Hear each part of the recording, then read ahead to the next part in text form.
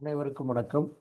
இப்பொழுது நாம பார்க்க இருக்கிற பாடப்பகுதி அஹ், கவிதை குறித்து தான். ஏற்கனவே போன காணொளியில நம்ம ஈழ பெண் கவிஞர்களுடைய சங்கரினுடைய இன்று நான் பெரிய பெண் அப்படிங்கிற ஒரு கவிதை குறித்து பார்த்திருந்தோம்.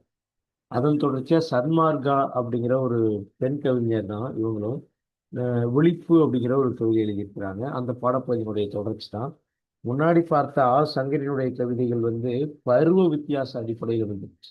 இளமை பருவத்துல நான் ஒரு பூவா காற்றா நீரா எப்படி துள்ளி குதிச்சுட்டு இருந்தேன். வயது வந்த உடனே இந்த ஆணாதிக்க மொழிகள் என்னை எப்படி ஒடுக்குச்சு அப்படின்னு ரெண்டு பருவ வித்தியாசங்களை ஒப்பிட்டு ஒரு ஆணாதிக்க முறையை அதுக்குள்ள பெண் எப்படி ஒடுங்கி வாழக்கூடிய நிர்பந்த நிலையை அது காட்சிப்படுத்துது. பாறையாய் பனியாய் கல்லாய், அதாவது இயங்காத பொருளா நான் எப்படி மாறி போனேன் அப்படிங்கிறத அந்த சங்கரி அப்படிங்கிறவங்க பதிவு பண்ணியிருந்ததை நம்ம பார்த்தோம்.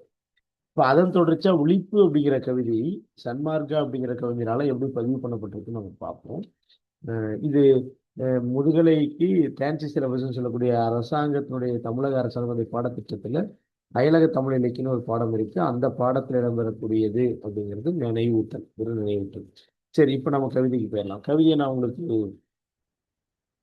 பிபிடியா உள்ள கொடுத்துருக்குறேன். நீங்க பார்க்கும்போதே உங்களுக்கு தெரியும். விழிப்பு அப்படிங்கிறது கவிதையினுடைய தலைப்பு. சன்மார்க்கா அப்படிங்கிறவங்க எழுதியிருக்காங்க. சரி, சமையல் செய்யும் இயந்திரமாக நான் முன்னாடி இன்னொரு விஷயத்த அதுக்கு முன்னாடி பதிவு பண்ணிட்டு அந்த கவிதையை உள்வாங்குவது ஈஸின்னு நினைக்கிறேன். என்ன அப்படின்னா, போன கவிதை எப்படி இரண்டு பருவங்களை ஒப்பிட்டுதோ அப்ப இங்க பழமை புதுமை அப்படிங்கிற இரண்டு முரண் தன்மைகளை ஒப்பிடுவதாக இந்த கவிதை அமைந்திருக்கு. பழமையாக இருந்த ஒரு பெண் புதுமையாக மாறிய பெண். புதுமையாக மாறிய பெண் என்னவாக இருக்கிறான், பழமையாக இருந்த பெண் என்னவாக இருந்தான். அப்படி அவள் பழமையாக இருக்கும் பொழுது ஆணாதிக்கம் இந்த உலக அதிகாரம் என்ன செஞ்சுது, புதுமையா மாறினப்போ இந்த உலக அதிகாரத்தோடு இணைந்து என்ன செய்தான் அப்படிங்கிற அந்த வித்தியாசம் தான் இந்த கவிதை. பாருங்க, ஃபர்ஸ்ட் பழமையான பெண்ணை பற்றியான விளக்கம். சமையல் செய்யும் இயந்திரமாக ஆண்டுகள் பல தூங்கி கிடந்தாய். உன் சிறு வீடே உனது உலகானது. உப்பும் புளியுமே பிரச்சனையானது. உனது வாழ்நாள் இவ்வாறாக உளுத்து போனது. உன்னை சுரண்டி வாழ்ந்தது உலகம்.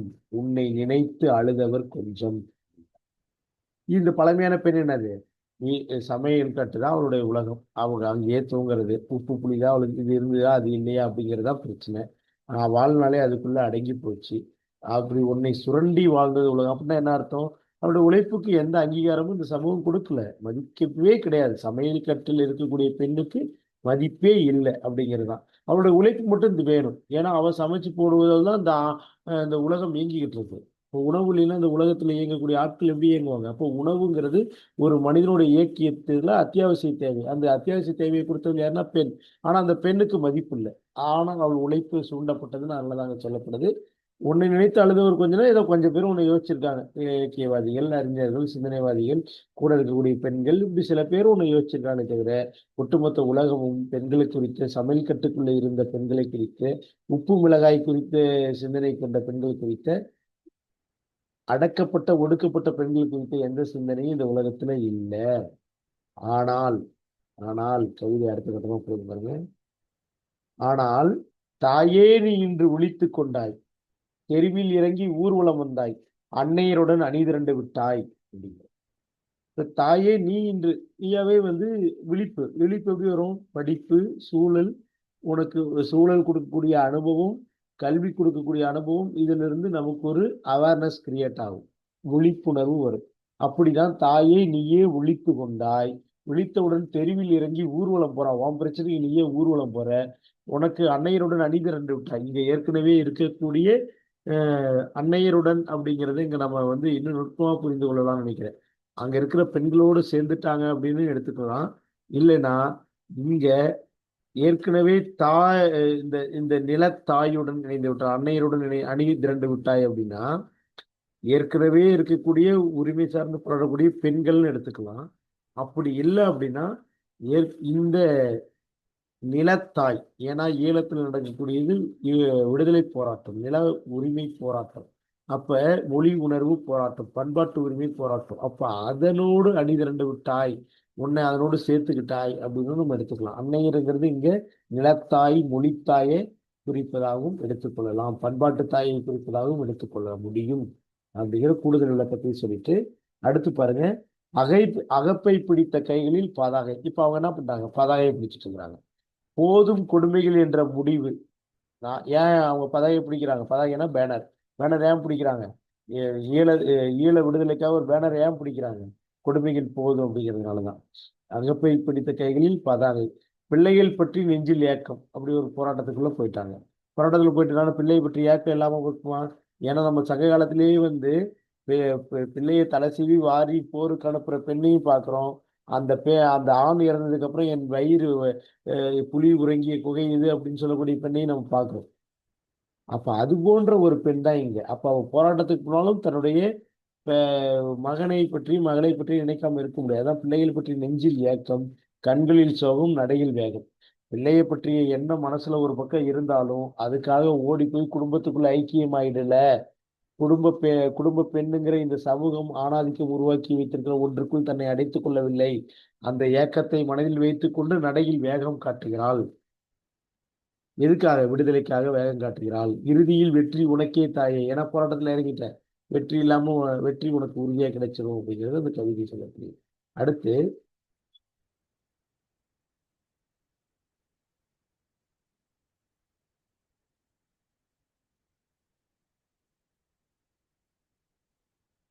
இதுல இதுக்கப்புறம் கவிதை வரி கொஞ்சம் இருக்கு, அது ஏதோ விடுபட்டு இருக்கு, பார்ப்போம்.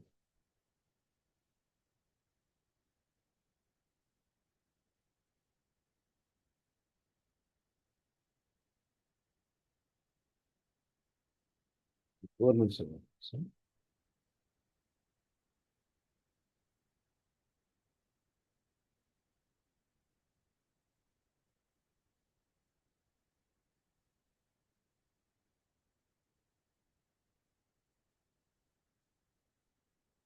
இப்ப அடுத்து அது மேல இருக்கு பாருங்க.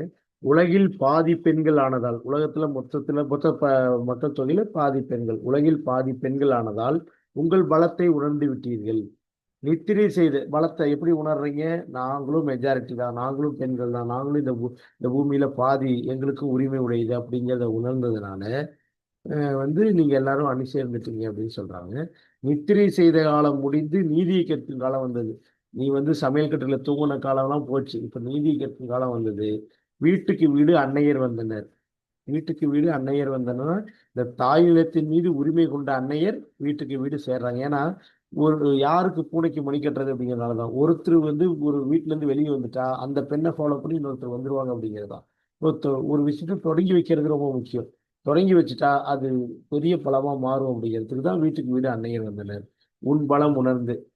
ஏன்னா இவ போயிட்டு இப்படி பண்றாளா, பரவாயில்ல, இவளுக்கு நல்ல போராட்டம் போடுறதுனால வீரமா இருக்கிறா, அப்ப நமக்கு மட்டும் இருக்கிறாதா அப்படிங்கிற அந்த உணர்வே அது தூண்டுது. அதனால எல்லா வீட்டுக்கு வீடும் அன்னையர் வராங்க. நீ நிமிர்ந்த வேலை தாயை எமக்கு விடிய வந்தது. இதான் ரொம்ப முக்கியம்.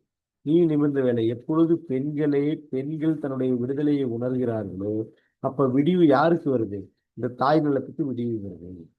ஏன்னா தாய் நிலத்தில் பாதி பெண்கள், ஆண்களுக்கு இணையாக பாதி பெண்கள். அப்ப தாய் நில உரிமைக்கு ஆண்கள் மட்டும் போராடினால் போதாது. அப்ப தாய் நிலத்துக்காக பெண்களும் போராட வரும் பொழுது, போராட்டம் சமபலமாகும் பொழுது, போராட்டக்காரர்களுடைய சக்தி கூடுதலாகும் பொழுது விடுதலை யாருக்கு கிடைக்குது, தாய் நிலத்துக்கு கிடைக்குது. அதான் விடுதலை எமக்கு விடிவு வந்தது. இந்த எமக்கு அப்படிங்கிற வார்த்தையை தாய் நிலம்னு எடுத்துக்கலாம், அந்த ஆணாதிக்கத்துக்கும் எடுத்துக்கலாம். ஏன்னா ஆண்கள் மட்டும் சேர்ந்து விடுதலை பெற முடியாது, பெண்களும் சேரும் பொழுது ஆண்கள் போராடக்கூடிய அந்த விடுதலைக்கும் விடுதலை வெற்றி பெறுவது உறுதி. அப்ப எமக்கு விடிவு வந்தங்கிற வார்த்தை தாய் நிலத்துக்கு விடுதலை வந்ததுன்னு எடுத்துக்கொள்ளலாம். சரியா? ரெண்டாவது, ஆண்கள் போராடக்கூடிய அந்த விடுதலை கிடைத்தது அப்படிங்கிறதும் எடுத்துக்கலாம். அப்ப ஆணாதிக்கம் வெற்றி பெற வேண்டும் என்றால், சாரி, ஆண்களின் போராட்டம் மன்னிக்கணும், ஆண்களின் போராட்டம் வெற்றி பெற வேண்டும் என்றால் பெண்களும் கூட சேர்ந்து போராட வேண்டியது இருக்கு, அல்லது ஆண்கள் பெண்களோடு இணைந்து போராட வேண்டியது இருக்கு. அப்பொழுதுதான் போராட்டம் என்பது சாத்தியம். இப்போ ஒரு இன விடுதலை, மொழி விடுதலைக்கு போராடுகிறோம் என்றால் ஒரு குறிப்பிட்ட ஆட்கள் மட்டும் போராடினா வெற்றி கிடைக்காது. அப்ப அதற்கு இணையா இருக்கக்கூடிய இன்னொரு குரூப், இப்போ அவர்களும் தன்னுடைய பங்களிப்பை செலுத்தும் பொழுது வெற்றி சாத்தியம்.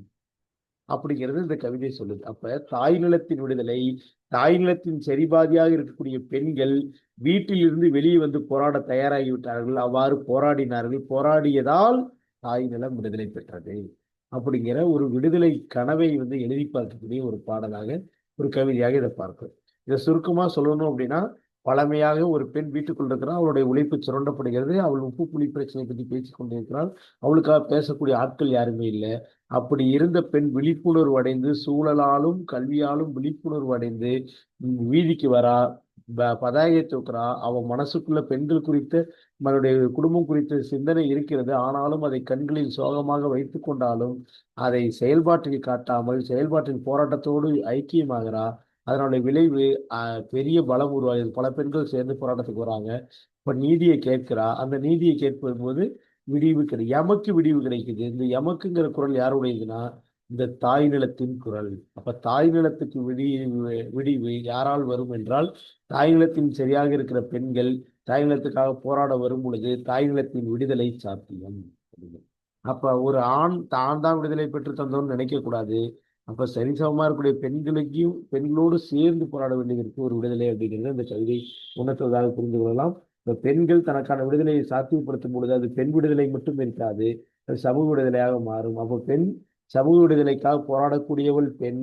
சமூக விடுதலைக்கு அவள் பெண் போராட வந்தால் சமூக விடுதலை நிச்சயம் சாத்தியமாகும் என்பதை உணர்த்தக்கூடிய கவிதையாக இது இருக்கிறது நண்பர்களே.